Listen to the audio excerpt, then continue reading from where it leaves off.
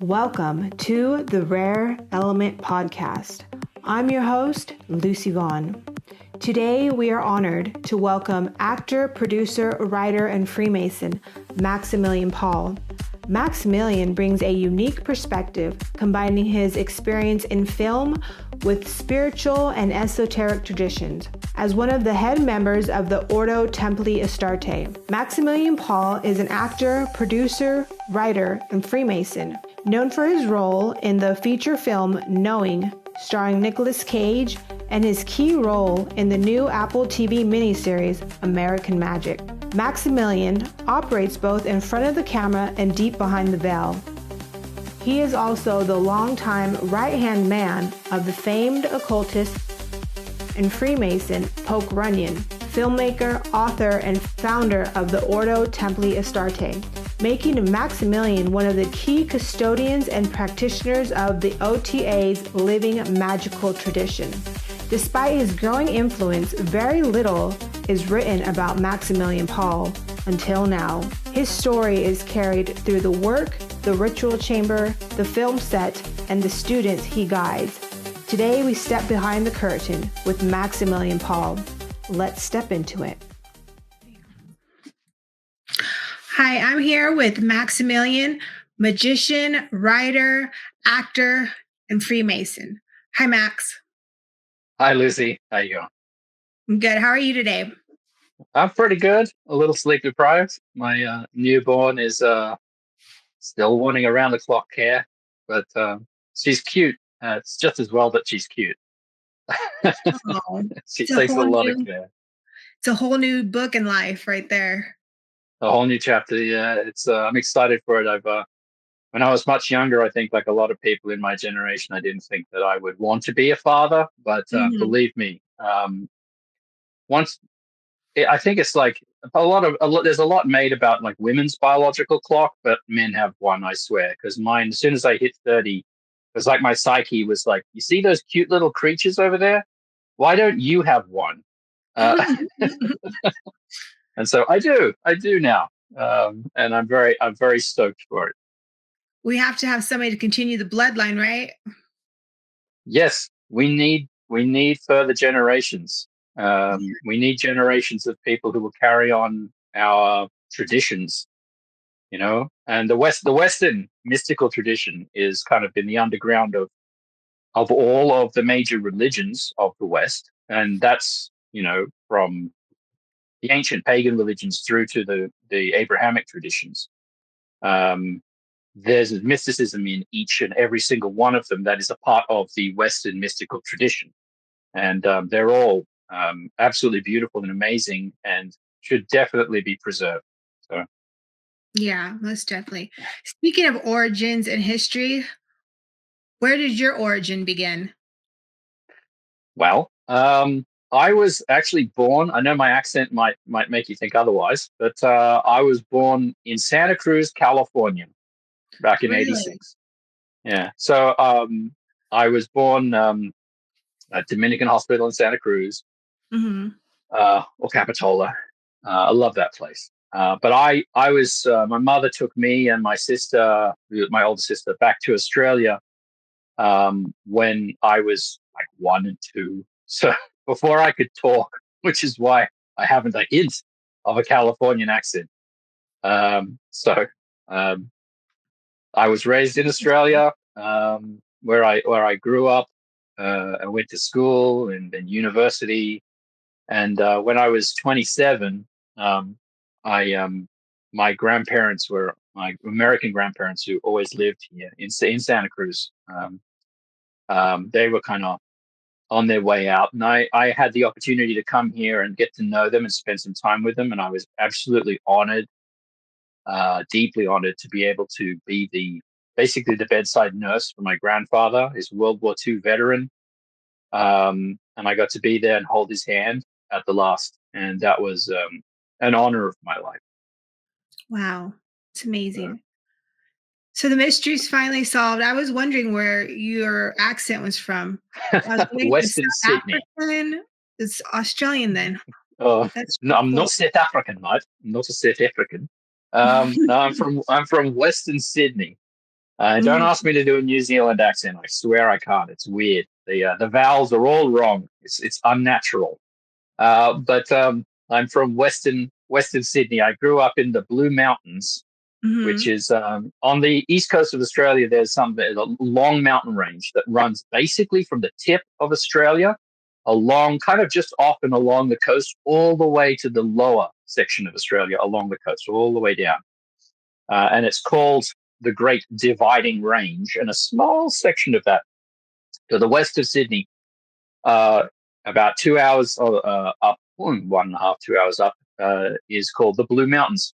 I highly recommend anyone visiting the Blue Mountains. It's in a beautiful place. The mountains were not pushed up; they were eroded, and so it's like a series of plateaus.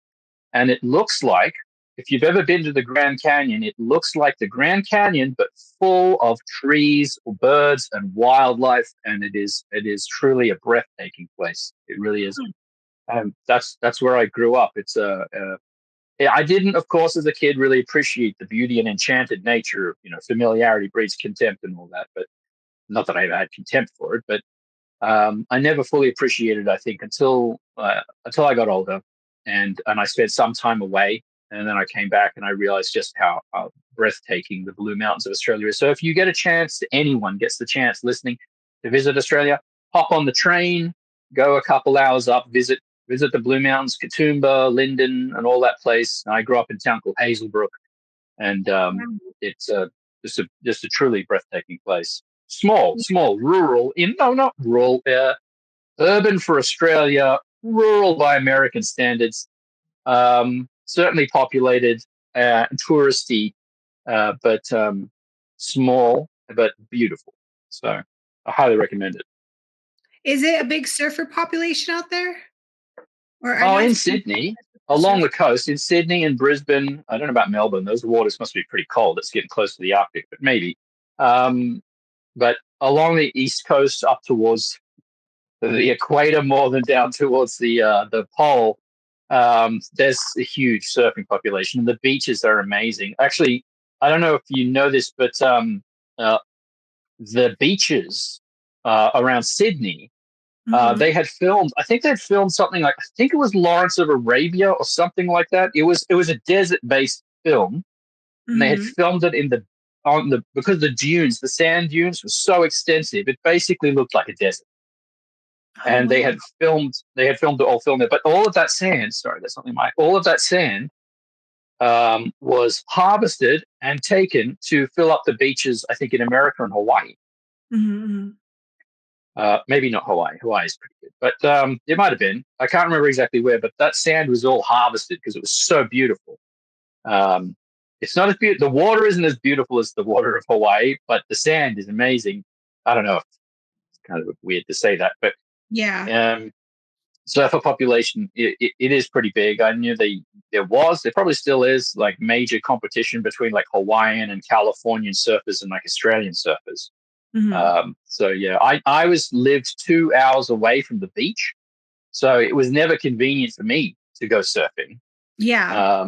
I was never a beach bum or a beach boy or anything like that. I probably would have been if I grew up closer to the beach, but I just, it's but I very rarely visited Sydney. But still, the train line was always there. They good train lines, good infrastructure, and I could hop on that and go down there and have a coffee sometimes, visit the libraries and the universities and stuff like that. So which I did. I was just watching a movie the other night, The Surfer with Nicolas Cage. It's pretty good. I was in a film with Nicolas Cage, actually. Yeah. I recall you saying so. Yeah. All right. So how did you come to get into magic in the world of the occult?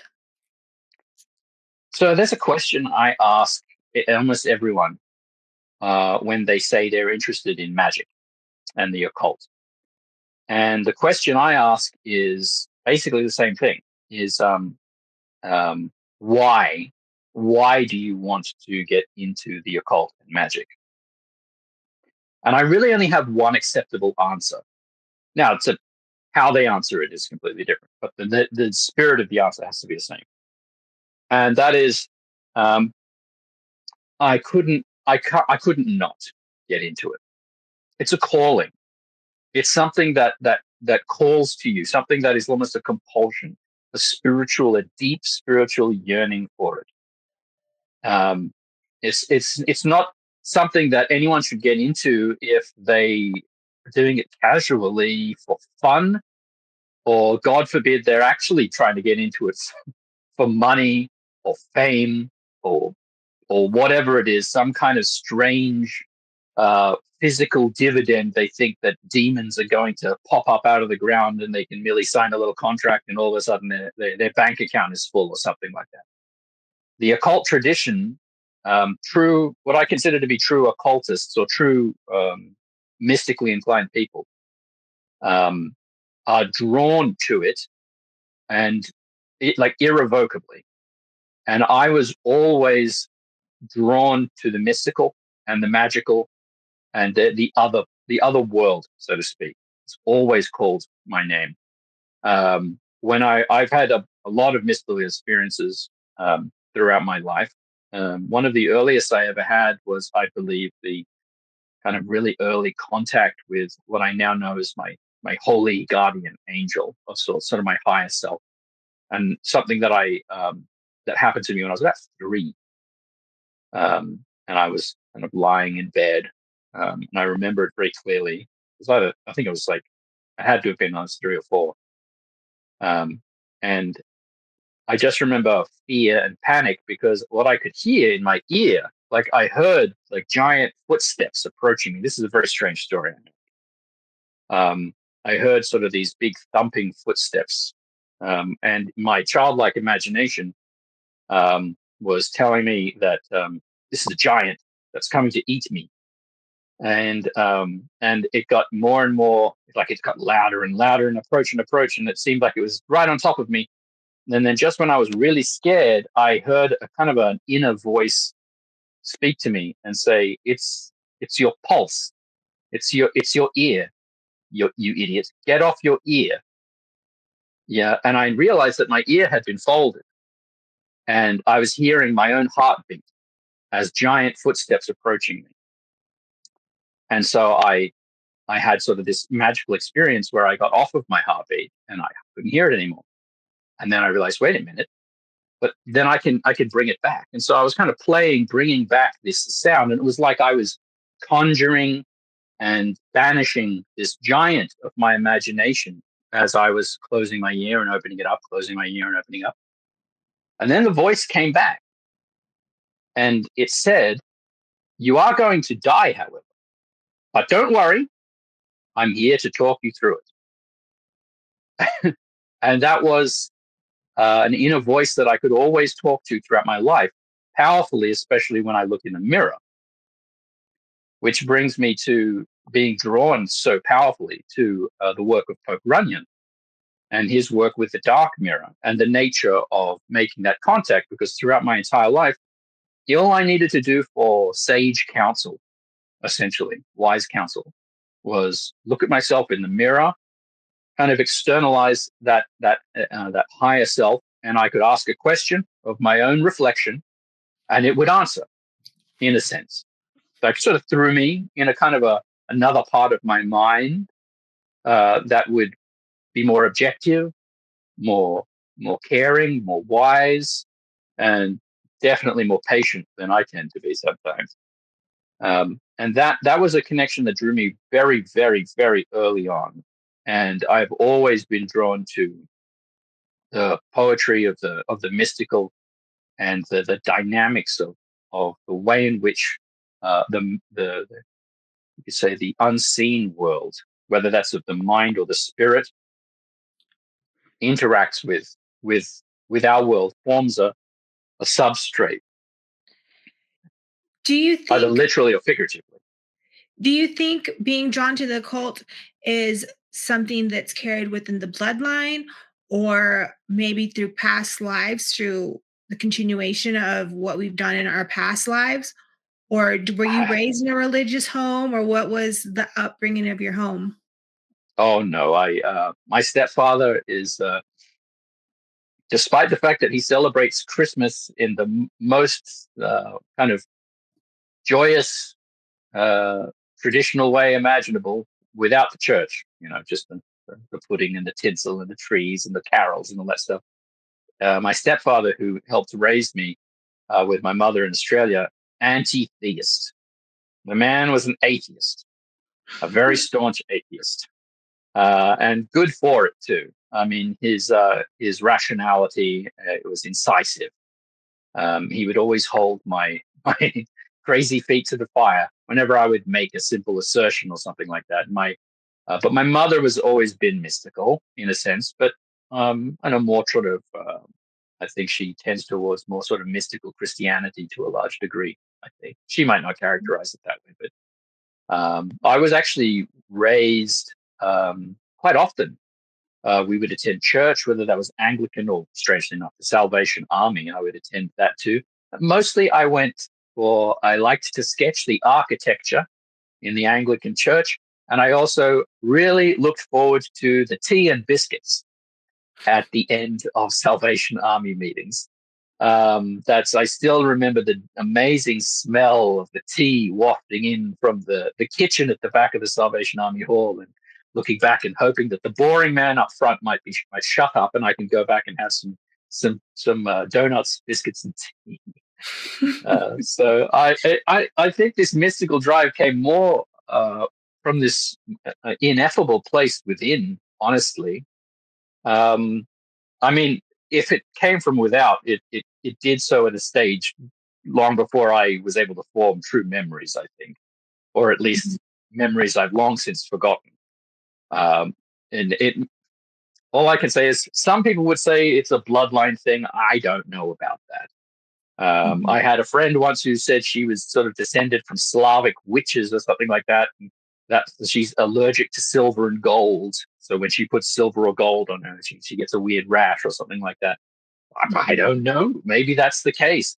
I don't think I have. I have fairly regular, I guess you could say, muggly people in my family tree. I love them all, but none of them were terribly inclined towards the mystical and the occult. Yeah. Some of them religion in a way, or a little bit of spirituality here, kind of a coffee shop spirituality here, and they're certainly not as deep as the books on this shelf. Nor would they wish to. I mean, this stuff is, to say it's a rabbit hole is to call a labyrinth a pit. It's extensive. And I just think I was drawn to it. I don't know why. It's why I call it an ineffable calling. It's and a lot of people who feel this calling would definitely say the same. It could be a spiritual thing. I suppose it kind of has to be at that stage. I'd hesitate to say it was from a past life or something like that, because I don't know. Mm-hmm. So all I can say is it is.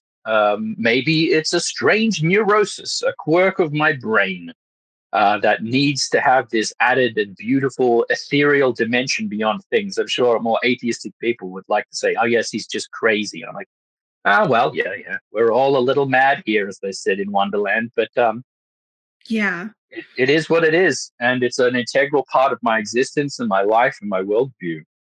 Mm-hmm. I've heard it kind of one time described as it being like an itch. And, as you begin to, well, I know for me, like, as I began to like kind of search, I would have experiences, and then I would like discover, then like all of a sudden in my life, it would appear like a kind of a reason of what of a description of what that was. And then like, I would just continue to follow that little rabbit hole. Right. And then before I know it, like, it's to a point where I know felt like, okay, well, like, am I crazy? Am I going crazy? But then as I start to practice my own things, I'm like, oh no, this is the real deal. Like, this happens. I did this, and then this happens, like, and then it just, once you look behind the veil, I think you can't go back to not. It's Yes, that's very difficult. something I believe is the first kind of initiation.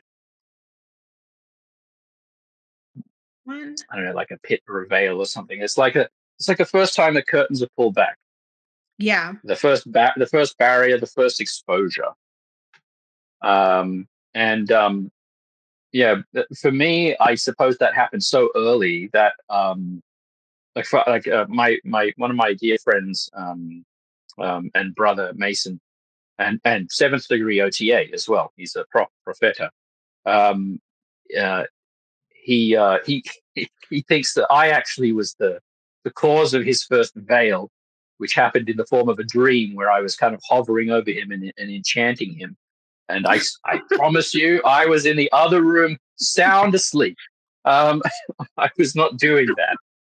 And after he had this experience, he's like, that was very strange. A lot of these things do happen in the form of dreams too. Mm-hmm. Dreams are something that, for me, they've guided me throughout my entire life. Some of the most profound experiences I've ever had have happened in the form of dreams, um, which is, which I have since learned is an ancient norm, being guided by divine dreams and divine visions in that way. That's an ancient standard, and to this day, as far as I'm aware, even um, modern day Egyptians will still um, sleep in the ruins of the old temples in the hope that they will receive some kind of divine dream that will help guide them and answer their questions. They've always done that since for thousands and thousands of years. Mm-hmm. How old were you when you had that experience you were talking about earlier? Well, I had to have been either 3 or 4, Okay. um, because it was before I moved up to the Blue Mountains, and I was living in Sydney at the time.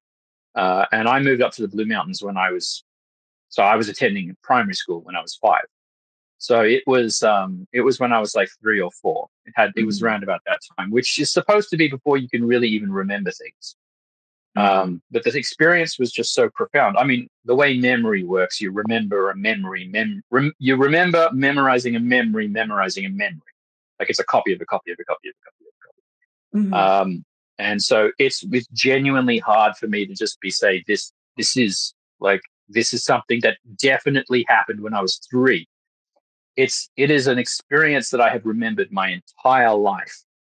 It's mhm. always been on my mind, and it was something that happened during a almost like a fevered dream on a hot summer night in Sydney when I was about 3 or 4.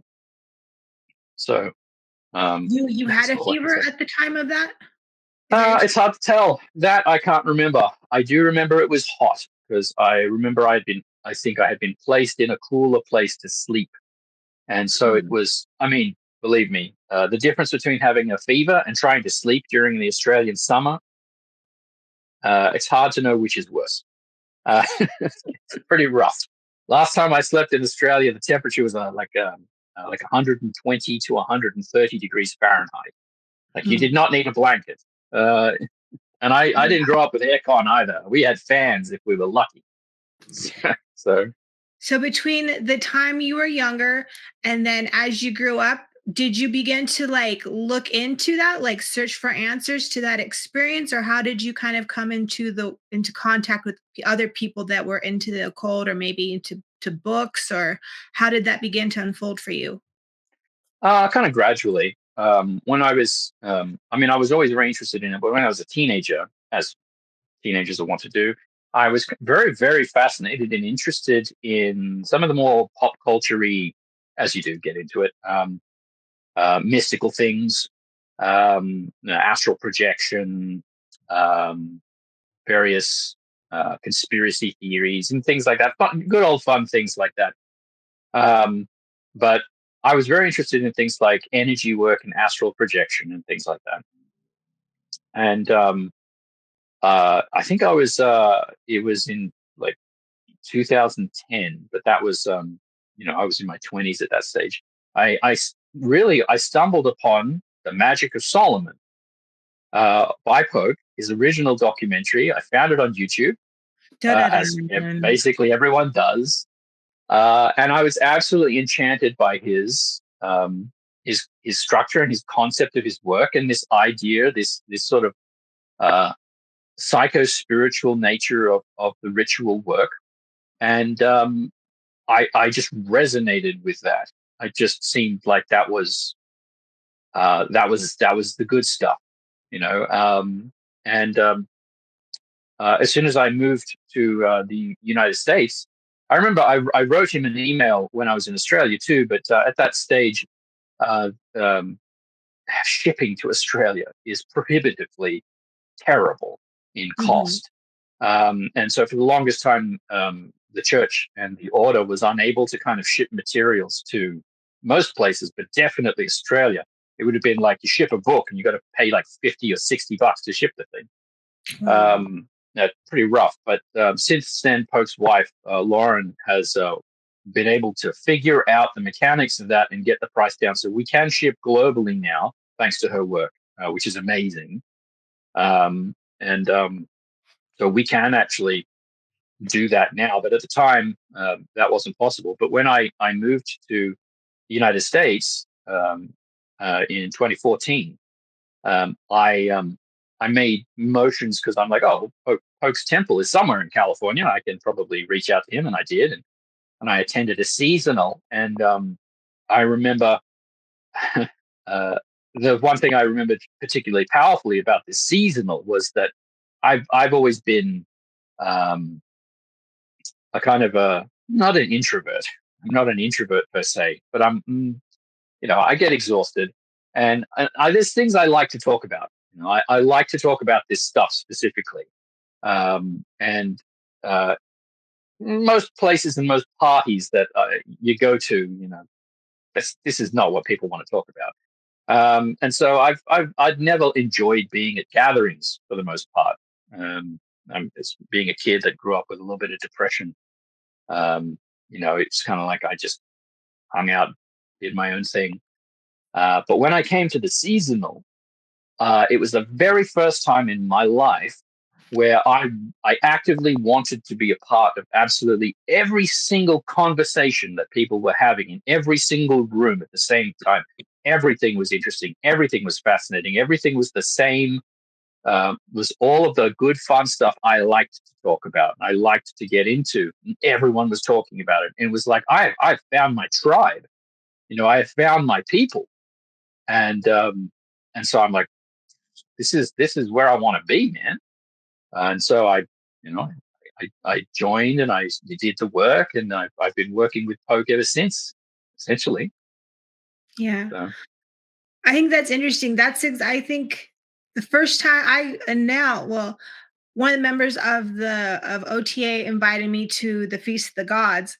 And then I oh came to the Feast yes, of Gods. And then that's how I felt, exactly what you're describing. That's how I felt when I got there. I was like, oh man, that finally, was you exhausting. know? That was Mm. the first Feast of the Gods. It was actually something that I had written based off of some of the work that I did. It was Poke had always wanted to have a big feast, Mhm. but the membership kind of waxed and waned, and so having a big feast wasn't practicable for the Yeah. longest time. And finally, we kind of had enough people, and so I actually wrote the script for that feast.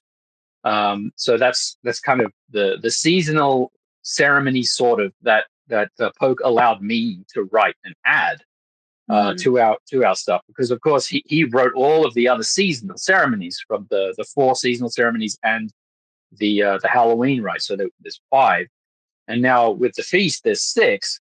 And it's which we did do that in November, I remember, because essentially it was this time of the year. Was it last year? I think it was last year. And just because essentially the Thanksgiving and the Order feast, which is what the basis of it was, has always been aligned with Thanksgiving, so that Pope could just hold a really nice Thanksgiving. And for anyone who wanted to come along, who was a part of the order, who didn't have anywhere else to go on Thanksgiving, that's where they could go, which is really nice. But we finally had enough members where we could put on a show, Mhm. and it was my absolute pleasure and joy to be able to do that. Although I was sick as a dog doing, like, I was actually sick that week, and we had to cook all the food ourselves, and it was exhausting. But that was just an enjoyable event to put on, and I was so happy, so Yeah, it happy. was oh, Turned out great. so You did a well. great job with that. It was a fun experience. Yeah, it was fun. Very That was memorable. fun. Yeah. What do you feel is the deeper mission behind the work that you do in the occult? The deeper mission.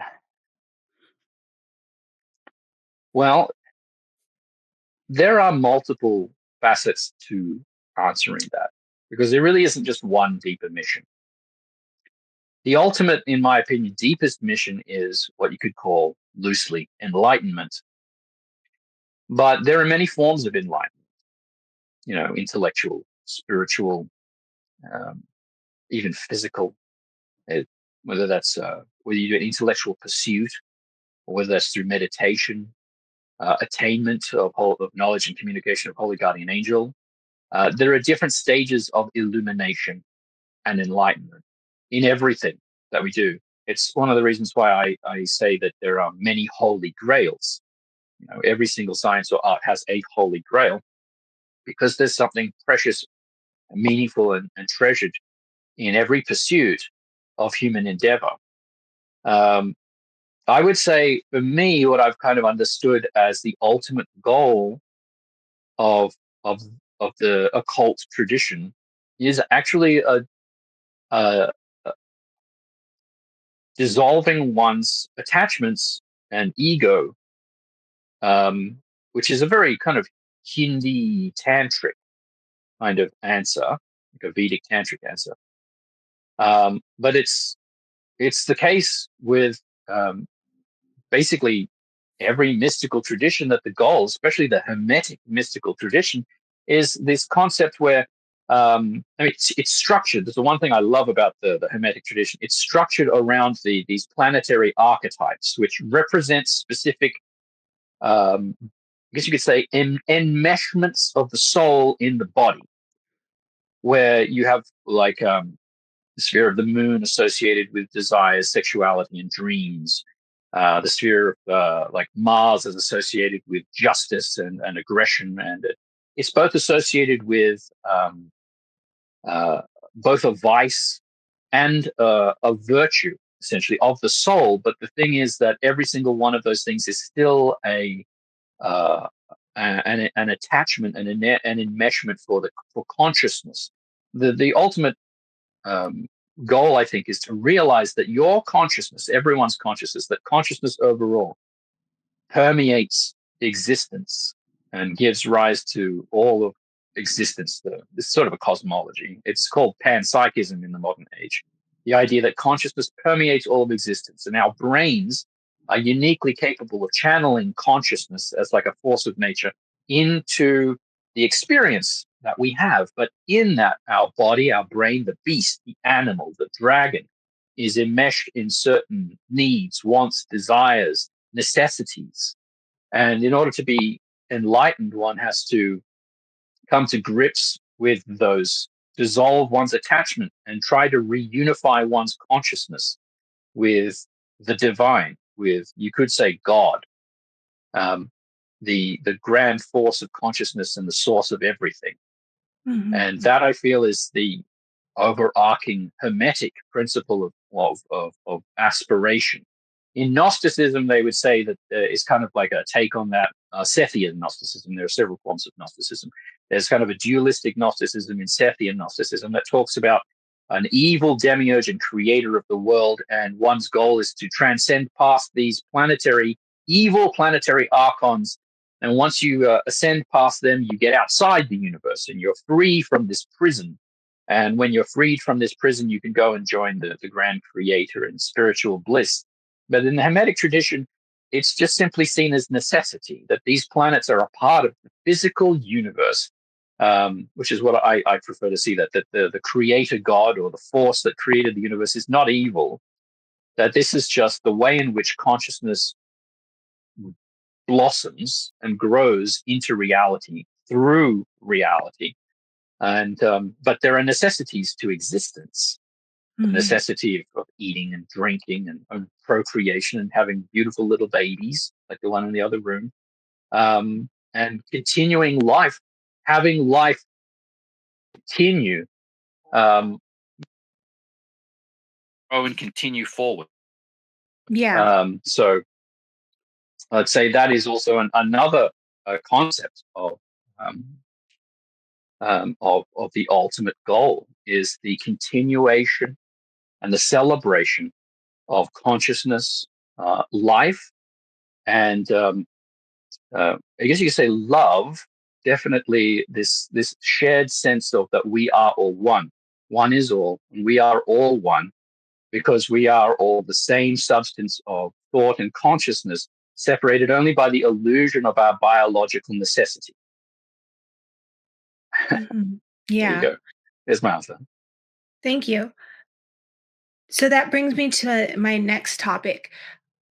With so many types of different spiritual groups popping up nowadays, because I feel we're in a times when people are really, especially with technology and AI, people are really examining consciousness and they're seeking more something to connect with themselves and some type of spirituality to give more meaning and purpose to their life. With there being so many groups, how would somebody be able to recognize what's truly in alignment with their path? What's your take on that? Mm-hmm.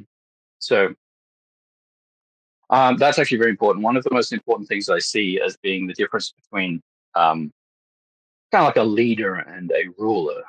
But it is that my role as a teacher of anything mystical and the occult is not to tell you how you approach the material and divinity. That's my role, is to present to you all of the things that I have found that work, or that, say, for instance, in an order where that this is magnified because there are so many people with so many different approaches and networking. This is the good thing about having a magical community like this, is that you have access to so many people's different perspectives, in that, like, as per, if you're familiar with the Pareto principle, like 80% of the techniques will work for you 20% of the time, 20% of the techniques will work for you 80% of the time. That's that kind of natural ratio that works. It's not for me to tell you the techniques that truly work for you and your spiritual growth. It's for me to simply present them and to help you recognize, not that I'm a master, but to help you recognize your internal teacher and your internal master, to have that kind of internal sovereignty and recognize that the methods and the teachings that work for you, and then to encourage you to pay that wisdom forward to others who are still seeking. Hmm. Hmm. Yeah, I like that. I feel like every layer that I've dabbled in through different magic, I'll take it back to, for example, how you were talking earlier about discovering Poke Runyon's website or the video. Oh Well, yeah, my yeah. my occurrence was similar, but I was discovered the Church of Satan, right? And I thought Oh their yes. website was the coolest website. I was like, these people are so cool. Like magic is real. I knew it's real. And I grew up in a very religious home, and both my parents were missionaries. So I think maybe that was like the polar opposite, made it even more attractive. And it was like everything that I had not been able to experience was that part of that. But as I remember, like, looking into it when once I got older, moved out, I started looking into it, and then I kinda seen like, well, this is kinda more like just for show, and then I just kinda started digging more and more and more. But I think that had to happen for me to be able to get into that kinda open the door into the world of magic. So, and then now we're here, but I think it all they all kinds of serves a purpose along the way. Like you were saying that there's no like good or evil, but it all kinds of serves a purpose to us kind of getting to like the more deeper essence of ourselves. And it could be a beautiful Well, that's an interesting dialectic that is happening today. Is firstly, I'll say that yes, occultism has an aesthetic. Mhm. Sometimes refer to it as like wizard punk. It is. There is a wonderful, enjoyable, uh, subversive aesthetic to it. When you boil it down, essentially, it ultimately is just the way in which human beings approach the spiritual in a very individual way, because it's very much an extremely eclectic individual tradition. Mhm. Um, but yeah, it's what's really particularly interesting is this dialectic between good and evil, and you get a lot of moralizing, especially in the United States, these Christians who would say that the problem with these people interested in the occult is that They're moral relativists, and they don't believe in good and evil. That's not true. Yeah, I could say that the more traditional approach is not to recognize good versus evil, because once you start to say good versus evil, you also then have to define what is good and what is evil. And that derives ultimately from this assertion that there is one God, that God is all good. Mm-hmm. And if you say that, you have to then answer, well, whence then cometh evil? What is evil then? What is badness? That's where you get the concept of the evil demiurge, or Satan, or even earlier than that, Ahriman from the Zoroastrian tradition. Because in ancient pagan human sort of origin and roots traditions, it wasn't good versus evil. It was order versus chaos. It was that which supports human existence, that which works against human existence. And that's a far more solid way of looking at the world around you. Because once you say it's good versus evil, you have to also have to say what is good. And inevitably, the answer in all of these various monotheistic traditions is, well, good is what we do. What our neighbors do is not our good, ergo it's evil. And then you start this kind of jingoistic or chauvinistic approach where we're correct and everyone else is wrong. And they all need to be burned, and we just need to proliferate our belief system because clearly we are the right ones, even if they're all derivative of earlier traditions that they won't admit. But when you talk about, in ancient traditions, we have, for instance, in the Canaanite tradition, you have Baal and the gods, all of the gods, versus the dragon of chaos, which is the seasonal that will be coming up around Christmas time, where Baal and his sister Tanit, the goddess of the moon, conquer Lotan, the dragon of chaos, who is also known as Tiamat in the ancient traditions. Lotan, Tiamat. In the Egyptian tradition is Apophis or Apep. And it's a terrible, tenderly multi-headed, hydra-like, dreadful dragon that lurks always in the darkness of reality, seeking to undo everything that we build in our life. And that's true. Almost like the world is constantly trying to screw us over in some way. The world is working against us every single day. And we have to strive every day to maintain order. And the unfortunate thing is, some people in the could say the mystical, subversive area, when they want to call themselves, say, like a Satanist, that's not a pagan. That's not a pagan. A Satanist is a Christian that hates Christianity because they're still operating inside that paradigm, and they're not for.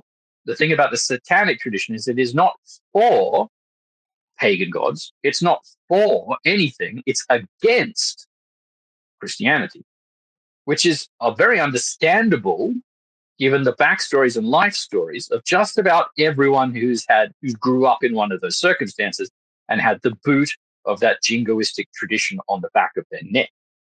At least the more evangelical type of Christianity, because there are transcendent forms of Christianity, truly beautiful ones that many mystics have poured their hearts and soul into over the millennia. The one that we celebrate inside the O.T.A, the type of Christianity that we celebrate, is called Valentinian Gnostic tradition, which celebrates the concept of the union between the masculine and the feminine. That's like Jesus and Mary Magdalene. That concept of the apartheid soul of a human being and the divinity of being the god, the goddess, the two sides of the human soul when they're united together. Specifically in marriage, this concept that when you come together and you unify with another human being and you dedicate yourself to that, you create life. And that's just a straight up assertion of exactly what literally happens. You come together to support each other as two individuals to create life. I always say that it's not good. And if you develop a philosophy in opposition to something, and frankly, I actually consider there to be satanic forms of Christianity. And that is to say, there's forms of Christianity that they're not really trying to live the way Jesus would have them live.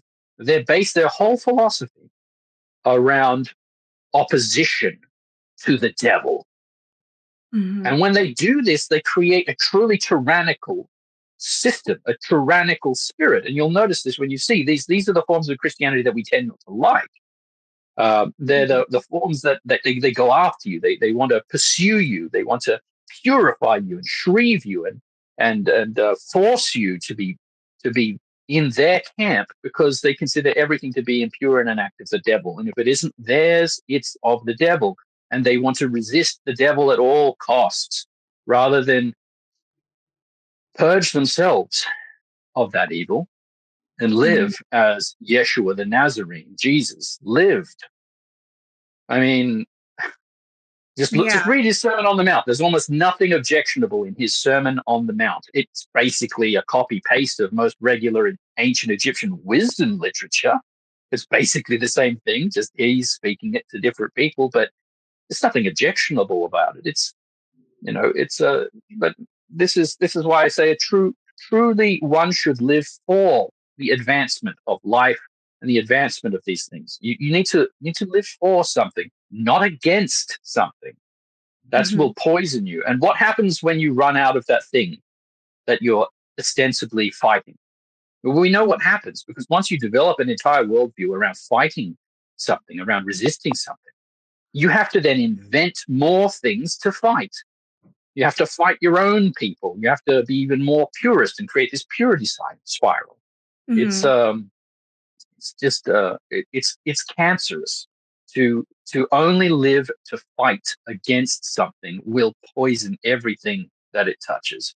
You have to live to embrace and celebrate and work for something, which is precisely what I'm doing here in the O.T.A. To fight for this noble tradition that Poke has established, and to make sure that it survives. Yeah, it's a very beautiful tradition. You know what? They told me to be quiet. They said power is dangerous. So you know what? I made it look good. Everything I create begins with one belief: that beauty and power were never meant to be separated. That desire isn't dirty or dangerous. It's divine. They said original sin was the fall of mankind. But it turns out it was just the rise of woman. I learned that good was just another word for small. I don't do nice. I do honest. I do beautiful. I do whatever the hell I want. Every collection I create, every word I write, is a middle finger wrapped in velvet. If that makes you uncomfortable, good. You're waking up, dear. Babe, this collection is for those who dare to feel deeply and live without apology. If you know what that feels like, then you know what? You already belong here.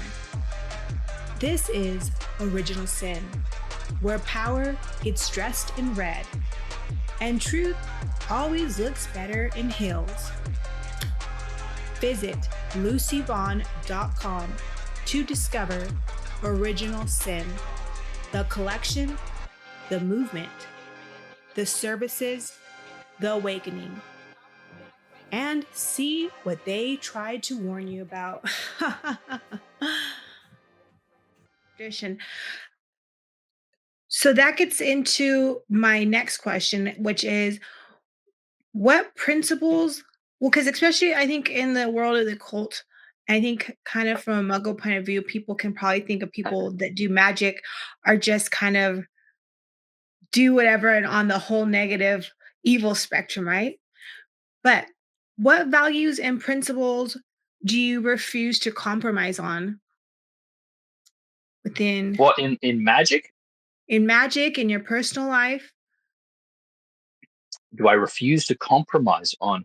I mean, if we're talking about like a personal morality, I I mean, there are certain taboos that human beings, if you cross them, if you enact certain taboos, you change your psychology and you become dangerous and unreliable, and essentially you separate yourself from the rest of humanity. I see mankind as a single animal, essentially, a great animal with a great destiny amongst the stars, and which I pray and strive to see.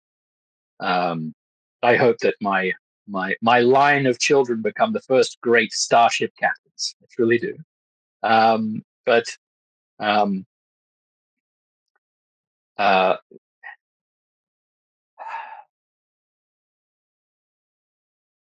these things that separate us from the rest of humanity tend to be some of the worst. You could genuinely call them sins. I mean, you don't have to use that word, but if anything was due that word, it would be these things. Whether that was, as they say, murder, cannibalism, the abuse of children. These are some of the greatest, certainly just like sexual abuse. These kind of extremely narcissistic abuses are unacceptable. They separate people from the rest of humanity, and personally, from I believe they separate an individual from their soul. And there's a reason why blackmail operations revolve around breaking one of these things and then recording it. It's these things are unacceptable. But when we're talking about something like, I know they would regularly say something like sacrificing an animal or something like that. I've never done that, but that's ancient paganism. Well, actually, modern paganism in when in like some Hinduistic traditions still maybe do that on occasion. And I know that in the Jewish tradition, they want to sacrifice the old red heifer to reestablish the Temple of Solomon. Poor red heifer. But the offering of animals and sacrifice. I mean, we sacrifice millions of animals to our own appetite daily. And so how one copes with what human beings do to other animals in their environment is a very individual thing. And I don't endorse at all people killing animals for magical practices. In fact, I genuinely find that you can substitute an effigy of something like that to recreate a ritual made out of bread or wax or whatever you want to do. You don't have to actually kill an animal. I think there was an instance in Indonesia where they had a ritual where they would sacrifice a cat, and this one year recently they used a stuffed cat, a stuffed animal, like just a plushie, a very obvious plushie, and it worked just fine. It worked just fine. It was fine. The symbol was more important than the poor little animal itself, and so I don't endorse animal sacrifice, but I would say it's from perspective wise, it's not on the same level as I don't see it on the same level as the taboos I was talking about earlier, the more archetypal, dreadful, truly dark, narcissistic taboos that should never be crossed. They are they're true corruptions of the soul.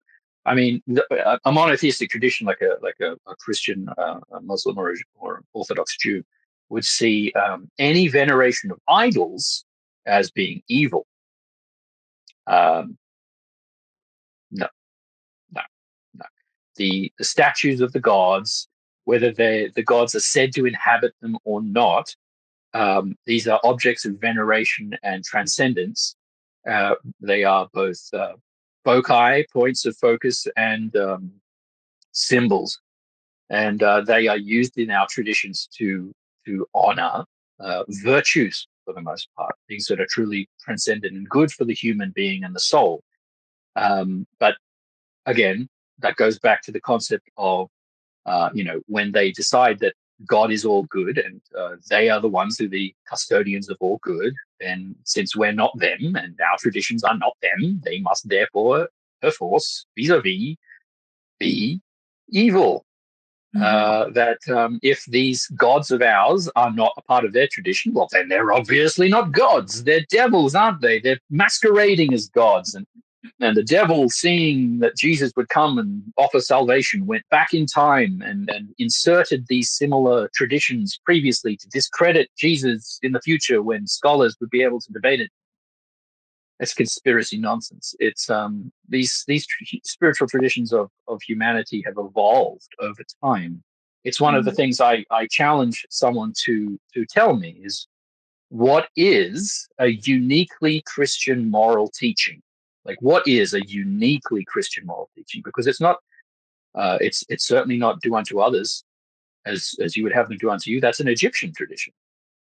It's that comes from the the earliest iteration. That's 1500 BC in the papyrus of the Tale of the Eloquent Peasant. Great read, even if it is sort of stilted in ancient style. All of these moral traditions were inherited. It's when a lot of times when some of these when there's a narrative currently saying that America is a Christian nation because it was established under Christian moral teachings. And then when someone says, no, it was established under Enlightenment teachings, Freemasonic teachings from the founders of this nation in 1776, then they would say, well, they got their morality from Christianity. Well, Christianity got its morality from paganism. Mm-hmm. Like, it derived it from earlier traditions. And of course it did. Of course it did. I mean, these things are all derivative of earlier traditions. Humanity has evolved. It has pulled itself out of the mud and pain of history, and deep, deep pain of history over time. It's been a struggle, a constant struggle. And you've made it So part of your work researching this, right? You're working on, you discovered a language, I believe it is, in the Egyptian. You've been studying the Egyptian, been doing some studying with the Egyptians. yeah, so part of my work working with Pope, one of the projects that he gave me, I showed a particular interest in, and he handed me the research, because he's very busy. Even at his age, he keeps himself very busy, very, very busy. He handed me the project of researching into the Krater Rappoa, which is a system of it is a sort of semi-Masonic system. I say semi because it was never really a part of official Masonry, but it was made by the same people for the same people. In 1770, and earlier than that, actually, like 1750, 60, mid 17 to late 1700s, a bunch of German Prussian Freemasons and the Emperor of Prussia at the time, Frederick the Great, wanted to establish and create a collegiate a kind of initiatory system based on the ancient Egyptian, what they believed to be the ancient Egyptian initiatory system. But this is long before they could read hieroglyphs, which was, after Napoleon went into and conquered Egypt, and they found the Rosetta Stone, and then Champollion, the young man, translated the hieroglyphs, and we were able to finally start to read all of the hieroglyphs. This is long before that. The only scraps of information that the people in the mid 1700s had were classical sources and the Bible and stuff like that. They for the most part, as far as we're aware, they just had broken translations that survived the Dark Ages. And so there wasn't a lot to go off of, but they pieced together almost every scrap they could possibly find to reconstruct what they hoped was what they called the sacerdotal college. The sacerdotal college, that's the priestly college of ancient Egypt, which we now know its name. So they did not know the name of the sacerdotal college. They were just trying to recreate it. The name of the ancient Egyptian priestly college was the House of Life. And it was a university. It's for children, actually. Well, when they turned 14, they would be apprentices. If they were wealthy, if they were boys, and if they were well connected, they got to possibly join the House of Life, where they would be guaranteed a career in basically government, the administration of Egypt. And so it was an elite institution for elite children. to be taught advanced knowledge. And a scant memory of this was maintained in the Crata Repoa of the 1700s, was an attempt to, it's kind of like a half dreamy, forgotten attempt to recreate this institution. And well, when I started to research into this thing, I thought to myself, well, I mean, obviously this is a concoction of the 1700s, and they're obviously got this wrong, and I want to see how wrong. I mean, how wrong have they got it? How right have they got it? What was correct? What was incorrect? And in order to do that, I had the wonderful advantage of living in 2020, like the 2020s, where Egyptologists painstakingly, over a long, I think it was like 60 or more years, reconstructed the initiation into the House of Life from papyrus fragments scattered across Egypt. And they put it all together. And this is the book here. Look at this thing. This is the academic version of it. Heavily annotated. Painstakingly, they had reassembled this initiatory papyrus of over 700 lines of dialogue, at least, because there's some still missing.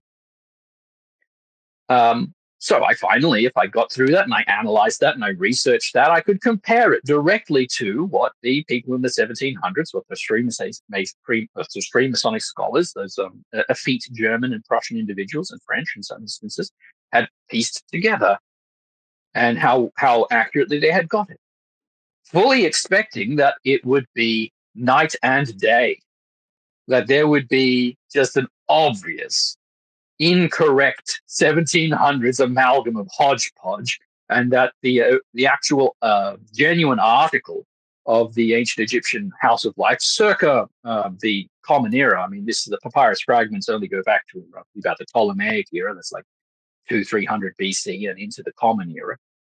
I expected there to be only contrast.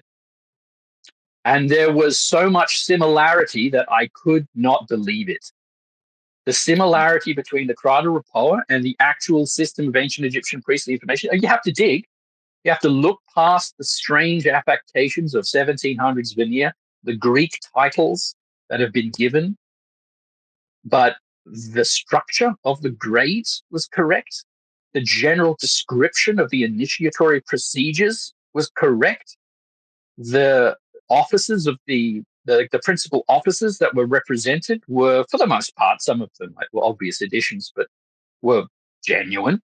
They had either done their research so well that only like an autistic savant could have really done. That's possible. But it seemed like they had some kind of skeletal roadmap. And to me, that it seems like they had additional documents that we don't have. And maybe there was a somewhat unbroken chain between the last gasps of the ancient Egyptian House of Life and the founding of the Crata Repoa, which was used by an order called the Order of African Architects, kind of as I say, a paramasonic body. But the one thing that's fascinating as a Freemason,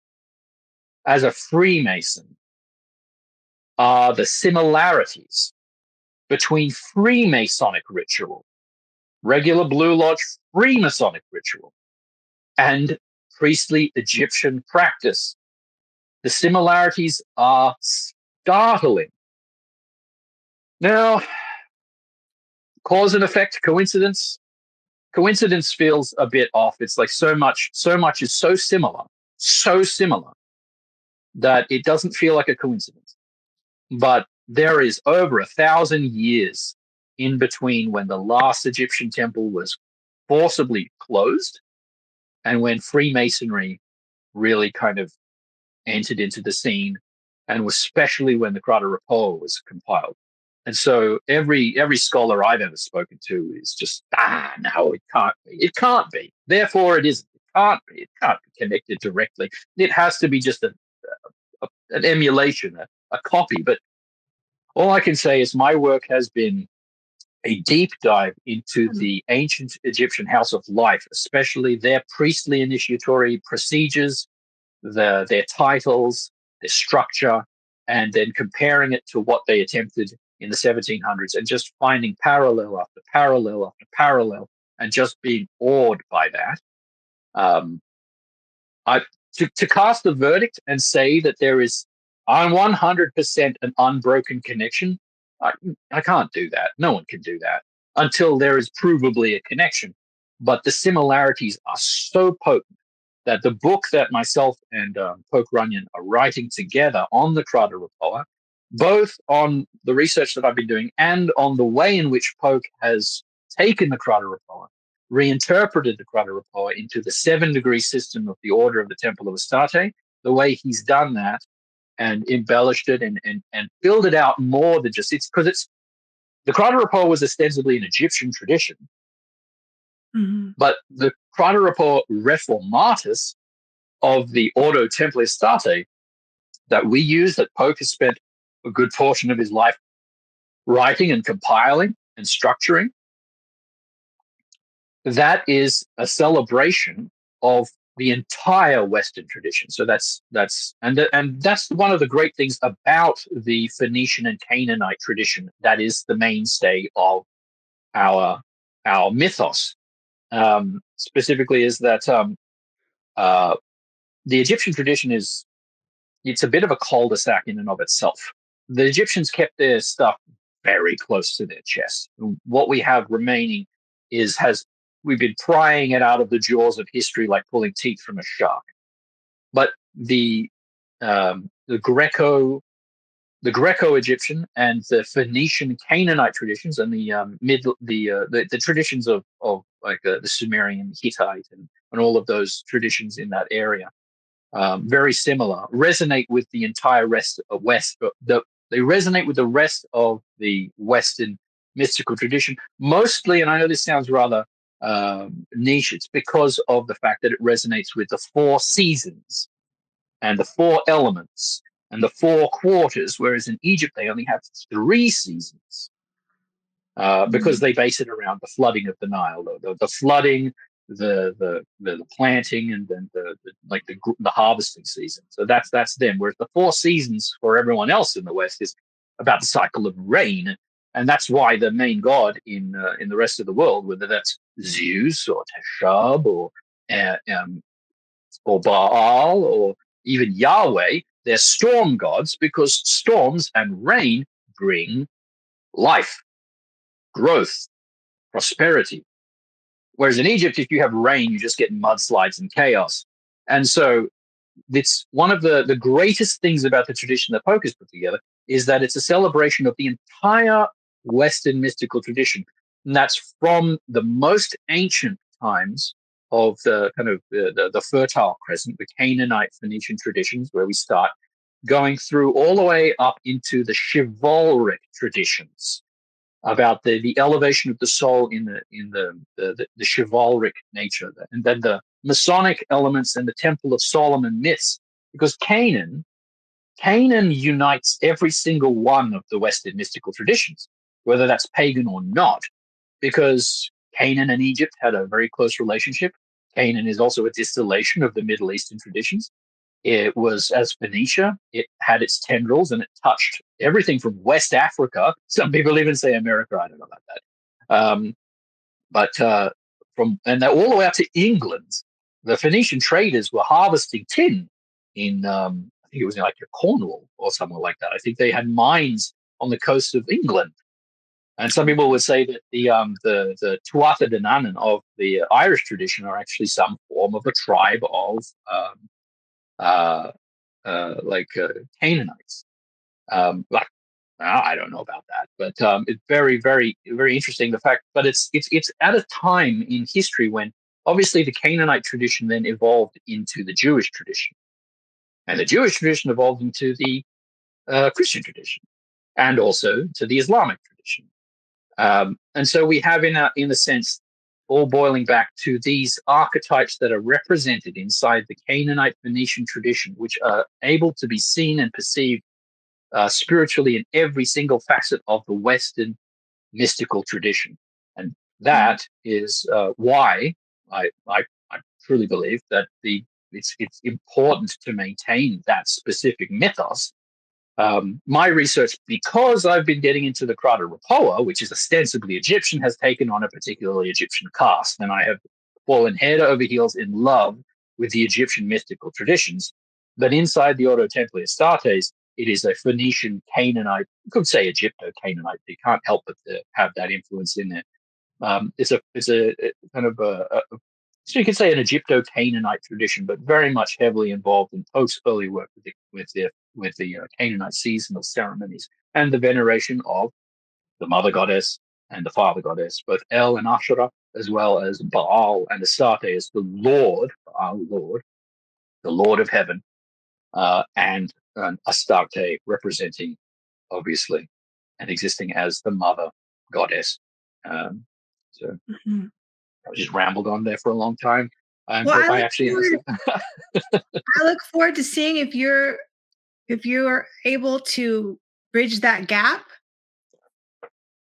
or if it just Between the Egyptian and the Canaanite, you mean? Yeah, or if it just remains a mystery for a while. Oh, the Egyptian and the Canaanite traditions are linked in that Egypt and Canaan were frenemies for the entire period of their history. The Canaanite region invaded Egypt, and Egypt invaded Canaan, and then the people and the priests of those regions. Like if you look back and you see the kings and the generals and the lords, and they're constantly at odds with each other. But the people of those regions and the spiritual traditions of those regions, they married very early on. So the nature of their venerative religious practices would be very, very similar.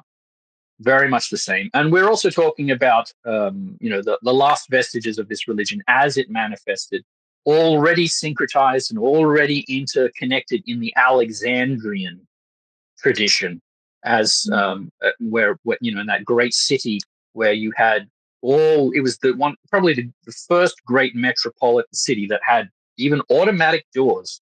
It had vending machines. Like it was essentially on the verge of being a truly modern city. Had it not fallen, it probably would have had trains.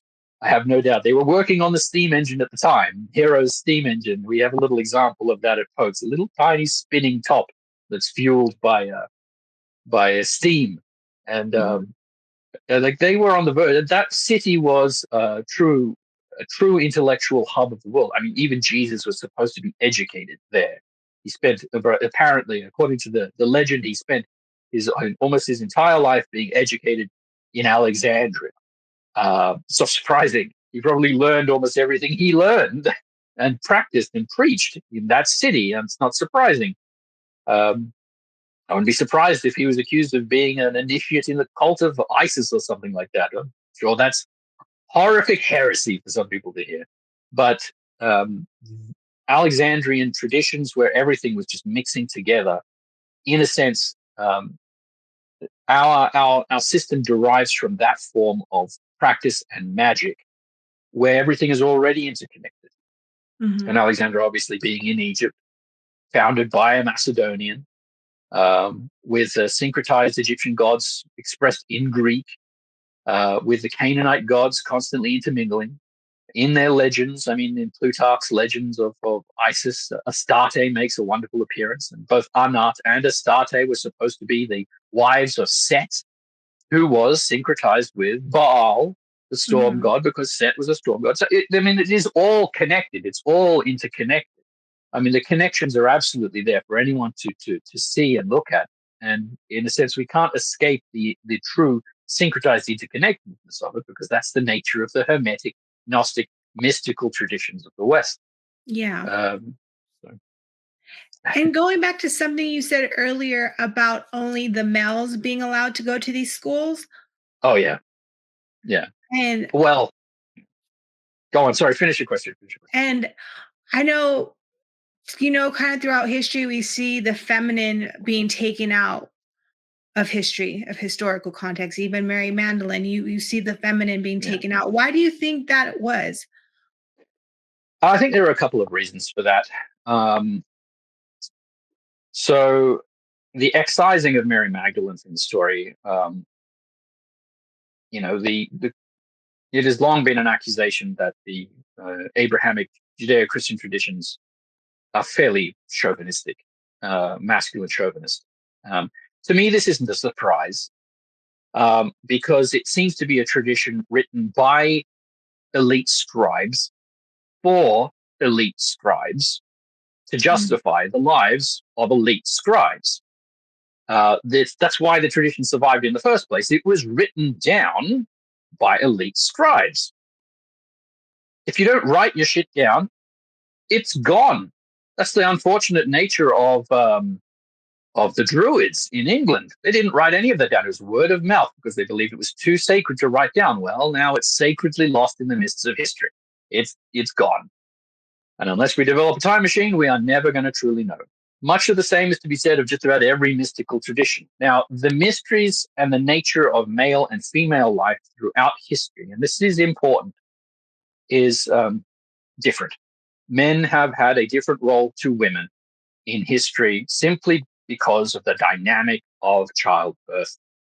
Getting pregnant is a very exhausting process. Raising children is a very exhausting process. It's a time-consuming, exhausting thing, and it usually prevents women from engaging in things that would otherwise tickle their fancy and interest. Mm-hmm. Now, it doesn't stop the individual if they're dedicated, but on a whole, in general, it kind of prevents women, or had prevented women. I mean, there were in the Middle Ages, there were apparently in like the Renaissance, there were a couple of the most famous skilled blacksmiths were women. Some of the greatest alchemists in history were women. We have like Cleopatra the alchemist. We have Maria the Jewess. I mean, these were powerhouses of intellect. We have Hypatia of Alexandria, who was cut to death by a bunch of rabid Christians with seashells. I mean, we have some of the most intellectual, brilliant minds in history. But overall, the issue was simply that if you were a woman in history and you liked to have sex, and most of the women I found tend to, you're probably going to be pregnant for much of your life. Mm-hmm. And the really heartbreaking thing about that is that the infant mortality rate, as a new father, it actually breaks my heart. I almost tear up every time I mention this. The infant mortality rate was about 80% throughout history. That's terrible. Like, that's horrifying. But this is the world and life of women, the shit that they've had to deal with throughout all of history. And it should not at any stage be looked down on at all, period. The only reason why men are even permitted to dabble in the weird shit that we do is because women are handling the important work of making sure humanity doesn't die off. I mean, but the unfortunate side effect of that has been that men face the horrors of the world and have got a great deal better upper body strength because they were the expendable ones that faced the horrors of the world. So the ones that survived were the strong ones, and the strong ones had more children, and the men had greater upper body strength.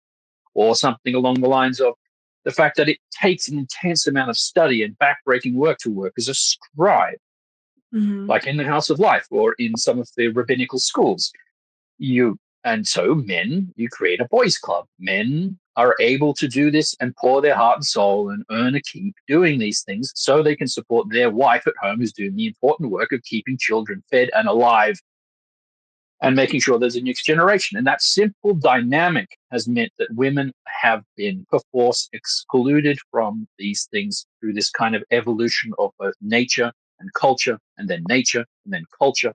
And it wasn't until you could say that women were emancipated from that they were able to reintegrate and reassert themselves in what was considered to be a world of men, because only men really had the energy and time to invest in it.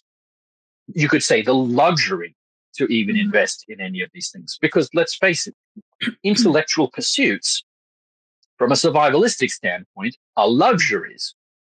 To be able to sit and stare and navel gaze at things and meditate. And where's your food coming from?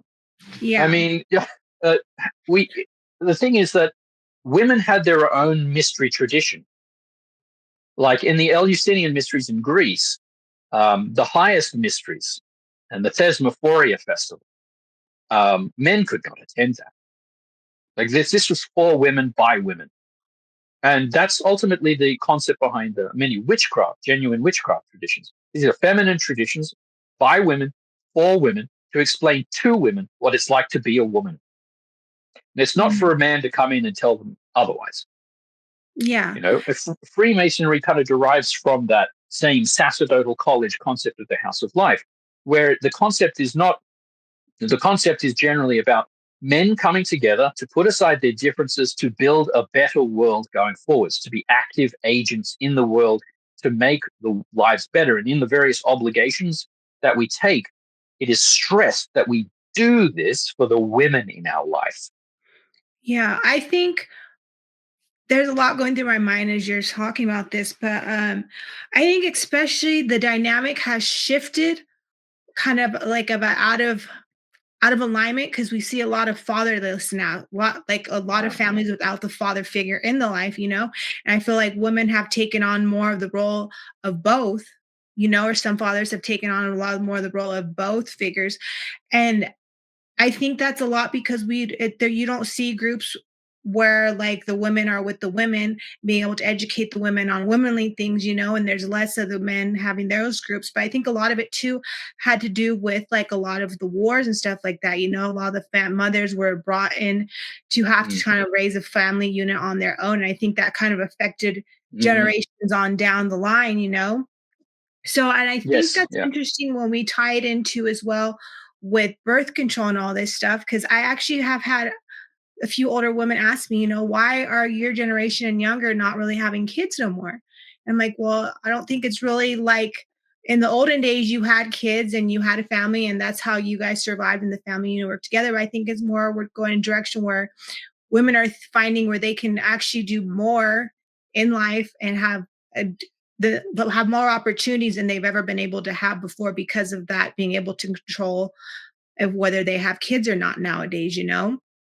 That's certainly true. But if women saw a value, young women saw an overwhelming, overarching value in children, that's what they would strive to want. But the horrifying dynamic today is that in ancient times, the way you ensured your retirement and the way you ensured your wealth was you had lots of children. Children brought wealth into you. The more children you had, the more wealthy your family is. How much does it cost to give birth at a hospital now? A lot. How much money is it supposed to take to raise a kid until they're 18? A lot. Like, it costs more to have children than children bring in. That is in my mind, that is the thing that is causing the collapse of the Western birth rate. If human beings saw a financial reason to have lots of children, we wouldn't be having this population crisis that we're in the middle of. And it's interesting that I've been hearing a lot on the media and news and going around, driving around from city to cities and doing whatever. I see most of our homeless population is actually nowadays kids that are still should be in high school or in their young 20s and they're homeless, you know? So there's something going on in our society that things are Well, upside down. I'd say that I think everyone has always, throughout history, has critiqued their own society and said we live in a sick society and we have to heal it. And that is always true. Mhm. Our human society has always been sick with both mental illnesses, and that is to say, mental illness tends towards drug addiction to cope with the fact that their emotional damage that they've suffered, um, either from internal illness or external causes. Um, we have a really terrible drug problem in the country, around the world, really, right now. Um, it's hard to help a lot of people who are addicted to drugs, whose mind has been abused and burned out. Um, and we do have a topsy turvy society. It is becoming top heavy, and it is kind of falling apart. Um, it's it would be sort of arrogant for me to prescribe a solution to that. All I can say is that each individual needs to do their absolute to make their lives, the lives of their community and loved ones, as good as possible. Find the heaviest burden that you can, bear it, and move forward. And it's not because this isn't because I'd say it's because it's the right. It's how that you.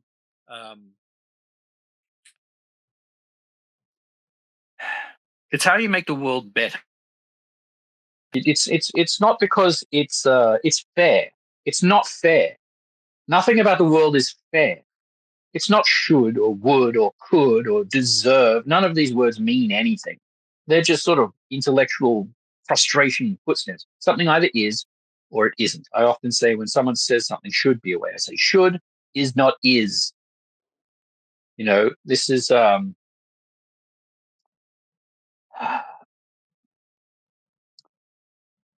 anyway. Sorry, after you. It's okay. So through the O.T.A, I know you work heavily, like you're the Hoke's right-hand man. What is it that you guys hope to do in the world with the O.T.A?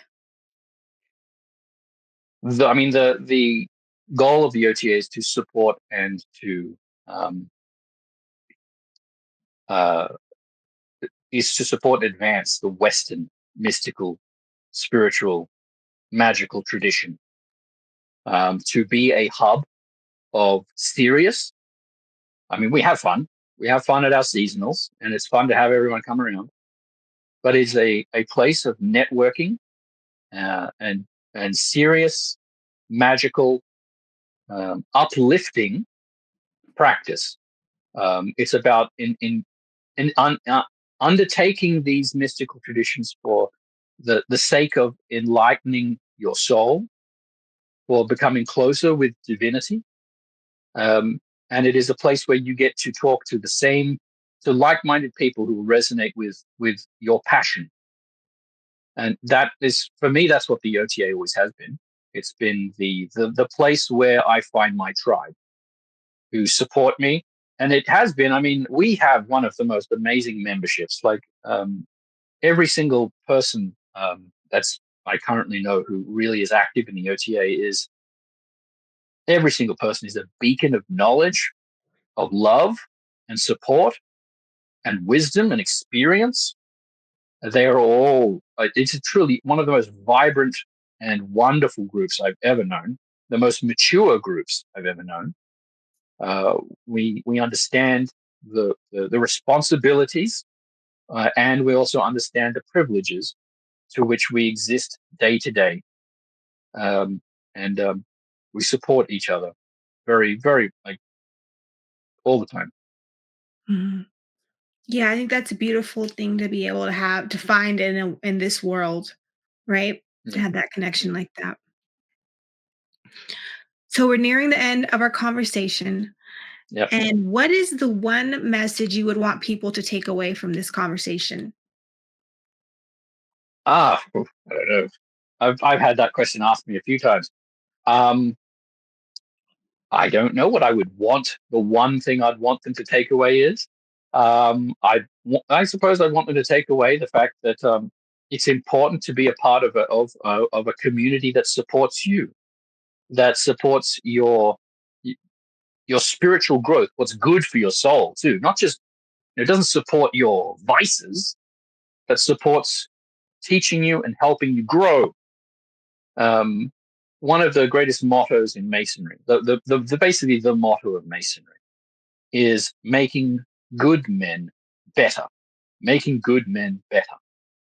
It isn't making bad men good, or a place or a place to just hang out. It's about, the philosophy is about re-mythologizing existence, re-enchanting existence. That's the one thing I'll go back and say that I learned from really poring over really digging into the initiation into the ancient Egyptian house of life is that what they did in this was they mythologized everything about their life. They enchanted the scribal palette. They enchanted the reed. They had a mythology about the paper, about the stone they practiced on. They had a mythology about the water pot that they used and it represented everything from the waters of Noon and the Nile and the reed that grew out and flourished. And it represented the sacred animals, which were the writing, to the little worms on the page. It was all enchanted with these beautiful symbols that made living enjoyable. Mm-hmm. That is, to me, one of the greatest boons of being interested in the magical tradition, if you can do it, is to re-enchant your life so that when you look about the world around you, you don't just see objects, you see wonder, you see beauty, you see a world that is infused with divinity and infused with meaning and substance and something to encourage you to not only get up in the morning, but to want to get up tomorrow too. Mm-hmm. That's very beautiful. If you could give your younger self, one piece of advice, what would that be? One piece of advice, huh? Or whatever comes to mind. Let me see. I think I would probably encourage myself to breathe. There's literally a lot of breathing practices which are far more calming for the nervous system. I would just encourage. Sometimes I muse on the idea that higher self I made contact with when I was a child was just me in the future.